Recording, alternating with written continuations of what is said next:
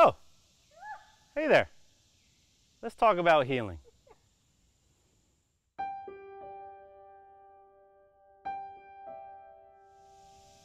Hello and welcome to the Mindful Movement. I'm Les Raymond. Thanks for joining me today for another mindful tip. Today I wanted to talk a little bit about healing, self-healing. It's a topic that I've talked about in the past. I guess it's kind of near and dear to my heart because I feel like I've been on quite the healing journey the last several years. And it seems like it might be the most common category that comes in through comments or in questions of, I'm dealing with this, what do I do? And I think there's just a large population of people out there that might feel that the current medical model isn't the right toolkit for what they're dealing with. And you know, the current medical model can do miracles in acute situations. I mean, they've made that very clear.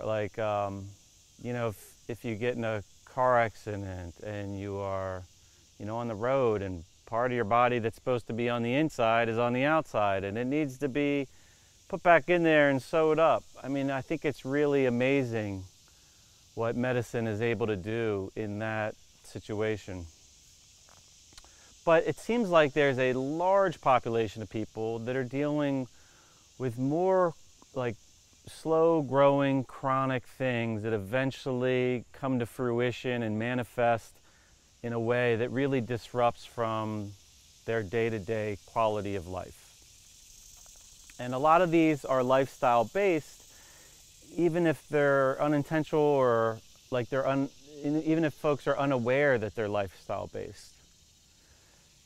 But when once it seems like there has been something negative triggered in the body, sometimes you could try all kinds of different modalities to address it, but you're working within the physical structure of the body.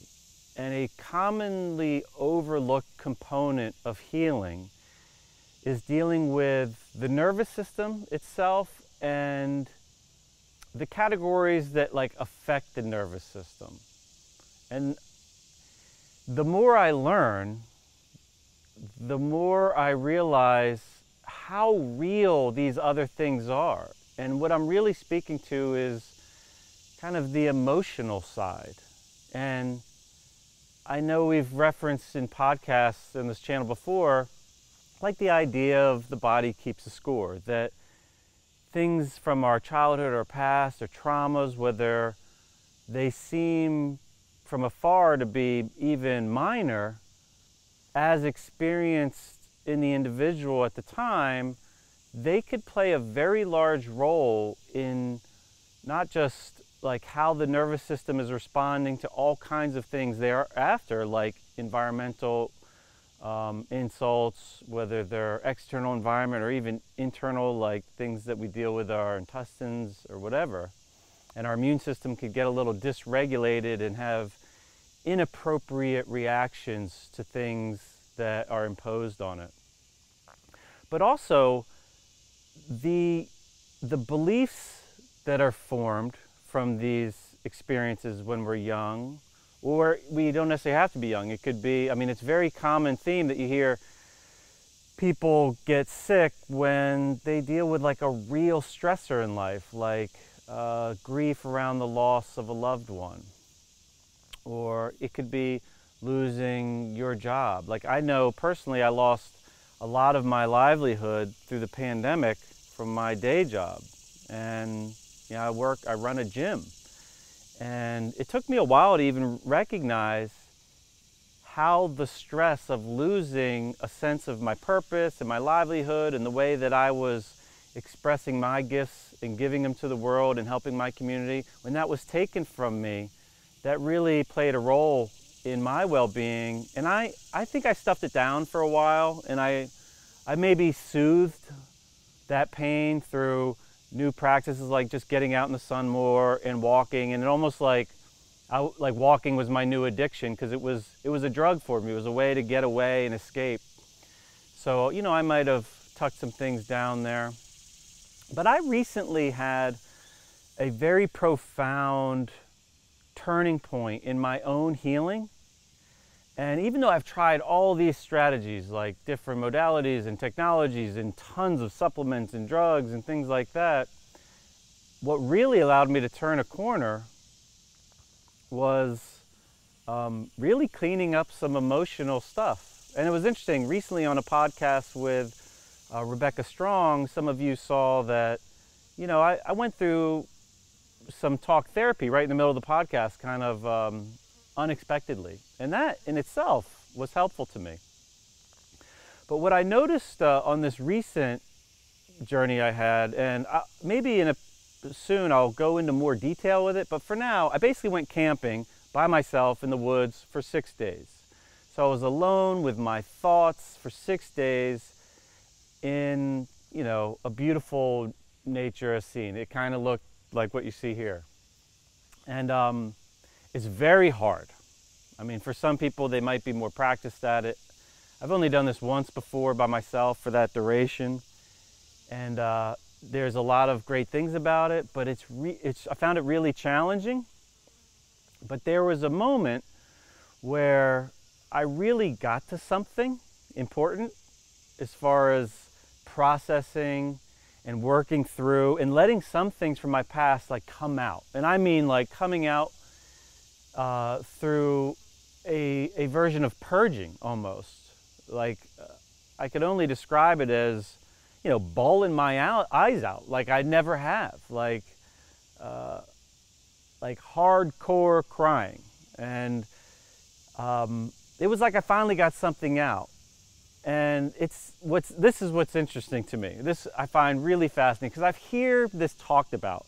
In fact, recently I heard two guys that have both been on the podcast, Aaron Alexander and Perry Nicholson, Dr. Perry Nicholson, talking together about this very topic, how, you know, stuff from our past and stressful things are stored in the body as tension. And that tension restricts flow. And flow of fluids, flow of energy. And, you know, I hear that and I believe it and I get it, I think, and it sounds really powerful and really useful.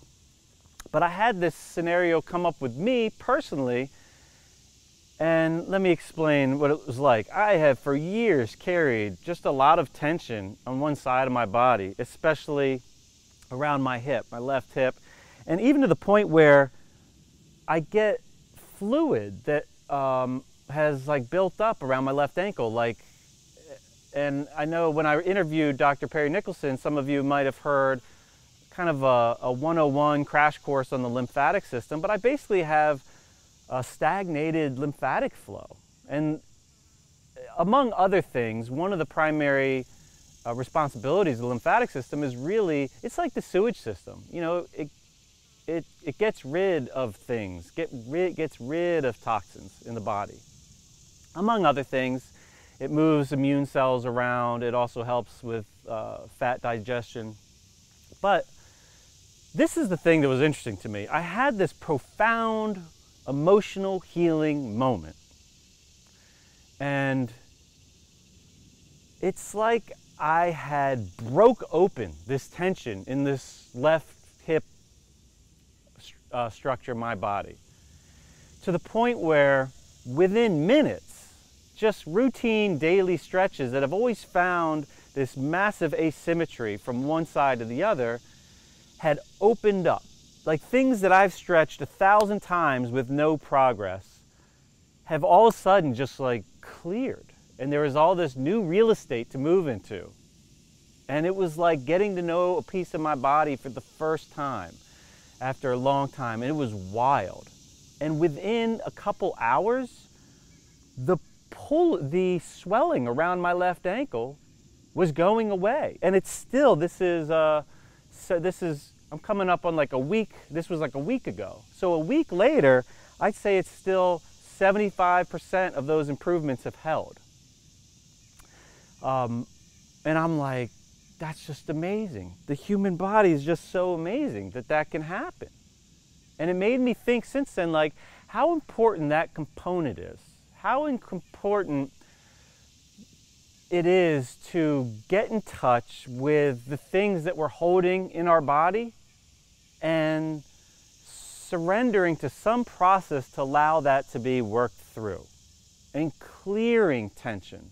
Because that tension, as Perry Nicholson says, it will create stagnation. It'll stop flow. And since then, my skin is better, which is something that's really been like a main symptom for me. When flow is restricted, whether it's my digestive processes slowed down, my motility slowed down, anytime things get kind of slow, it manifests as inflammation in my skin, as if my body's finding another way to try to get things out. And the skin is another like detoxification organ. And so my skin's been brighter, which is like just a great barometer for me. And there's no new supplements involved. There's no new food choices. It's just, I had this like really important moment in the journey of like my relationship with myself and my past. And it's been a wonderful experience, and I just keep trying to look at it and learn more from the experience. And I think I'm at a point now where I'd like to share that and see if I can maybe help others. So if you are someone that has been dealing with something and you're just kind of stuck with dealing with the physical body, thinking because it's a physical manifestation of symptoms that the answer must be in kind of the hardware, it could be more software. It could be the way we think about things, the way we feel about things, the way we feel about ourselves, and the way that we are going through the world perceiving things. And at the heart of that is a lot of, our belief systems, and as we've learned in podcasts prior, a lot of that is formed when we're young, when our brain is developing, at a very young age. Sometimes even before we come out of the womb, we could be affected by stressors that even our mother was going through while we were in utero. So we could be affected by all kinds of things that could show up later as physical manifestations. And sometimes you could hit a crossroad where you just can't make progress until you go back and work on those emotional things. And I'm really grateful that I had one of those experiences recently, and I'm really excited to just share that. And I do think soon I'll go into more detail of what that experience looked like. It's had a profound effect on me, and I'm spending time meditating on the experience every day and trying to not lose sight of what happened and build on my progress from that. But I found it really cool that in such a short time, my body physically changed how it operates from this, I would say, few hour long experience. So there's a couple things that I want to branch out from here. So I know a lot of you are interested in healing. I know a lot of people are out there dealing with something and they always want to, move forward and what's the next thing to work on. And if you're not sure how to work on the emotional or mental aspect of self-healing, there are a couple things I want to talk about. One is coming up soon, Sara is doing another workshop. The last one was a great success, and she's got one coming up. I think it's going to be in September, and the topic is going to be self-healing. So we'll put some details in the description of this video if you want to learn more about that. But it's a really great price point, and it's a great opportunity to, again, get some guidance as you work on your relationship with yourself and grow on your journey through life. And also, I use a lot of products. I use a lot of technologies in my day-to-day routines that are healing based. And I try not to be, I mention them here and there. I try not to sell things that much, but we do have some affiliate programs. And there's one thing that I do rely on, I say fairly regularly, just to set the tone of my nervous system so that I feel like I have the space to work within. Because oftentimes I find myself at the end of a day, especially if it's a stressful day, and even if it's positive stresses, even if it's from the stress of exercise or the stress from working, even though I like my job, I love my job, while I'm doing it, I'm on my feet, I'm hands-on, I'm talking a lot, it's stressful. And at the end of the day, sometimes it's hard for me to change gears. And one compound that I have found very helpful, which I know a lot of people are already very aware of and have found help from, is CBD, which is a cannabinoid found from the cannabis plant. It's not hard to have seen this. It's become very popular over the last, I don't know, maybe 5 or 6 years. But what I find it does for me is it takes the tone out of the nervous system. It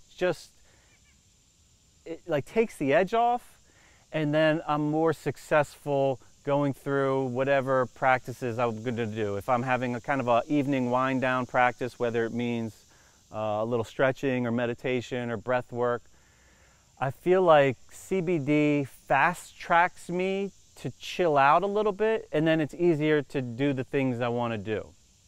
And I do think there's a lot of variability with how much CBD somebody needs in their body to get a positive outcome.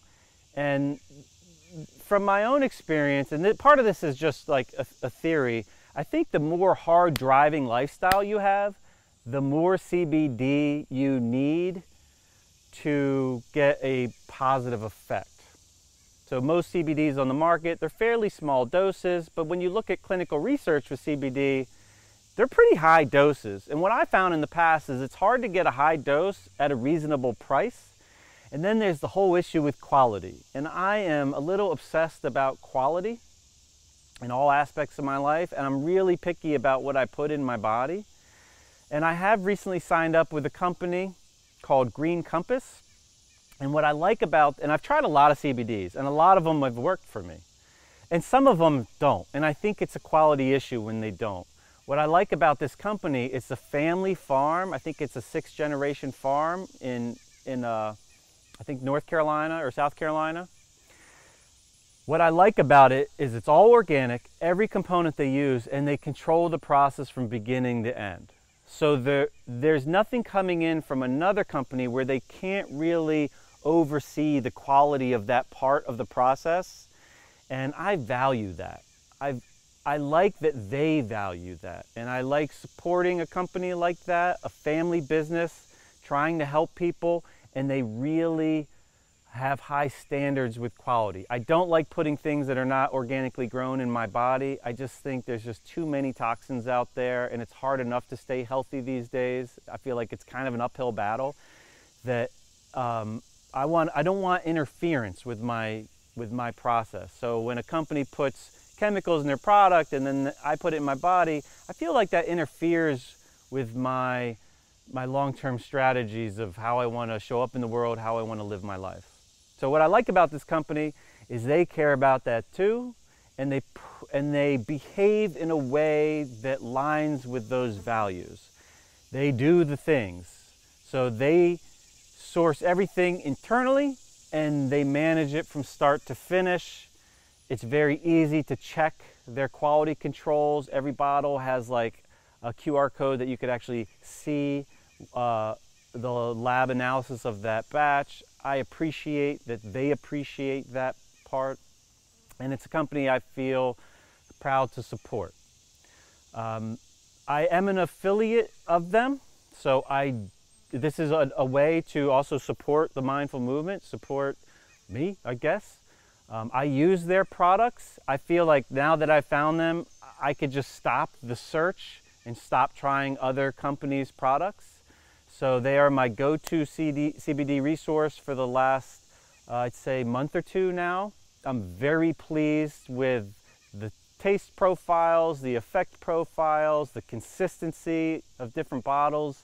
I seem to get the same results, and I appreciate that. I appreciate what they're doing. And soon on the podcast, I'd like to interview somebody from their company to maybe explain more about why they do what they do the way they do it. But for the meantime, if you are interested, I'll put a link in this video so you could kind of shop their their product line. They have a host of products and some exciting new ones that I haven't tried all of them. The ones I've really been relying on are the CBD tinctures.